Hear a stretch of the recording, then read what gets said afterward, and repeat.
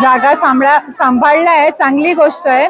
पण मी त्यांना सांगू इच्छिते की सर्वांनी सहकार्य करायचंय, सगळ्यांना बसण्यासाठी जागा द्यायची। आणि आत्तापासून इथं दिवे लावणे, अगरबत्त्या लावणे वगैरे सुरू झालंय। अजून इथं कथा तर सुरू झाली नाहीये। कुणाचा पाय पडला, एखादा पडद्याला दिवा लागला, आग लागली तर खूप मोठी दुर्घटना होऊ शकते। आणि अजून पंडाल बांधणारे काम करताय, त्यांना काम पण करू देत नाही। तर सगळ्यांनी सहकार्य करावं अशी मी अपेक्षा करते। उन्हाळ्याचे दिवस आहे, महिला वर्गांना सांगू इच्छिते की जास्तीत जास्त पाणी प्यावं।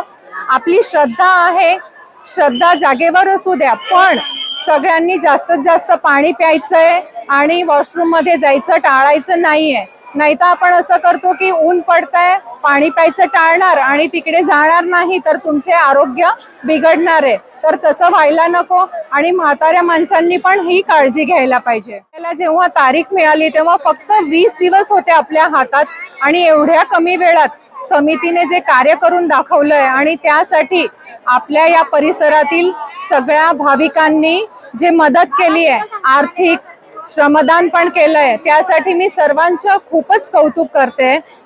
अपेक्षित नव्हतं एवढ्या लवकर हे काम पूर्ण झालंय। सगळ्यांचे खूप खूप धन्यवाद।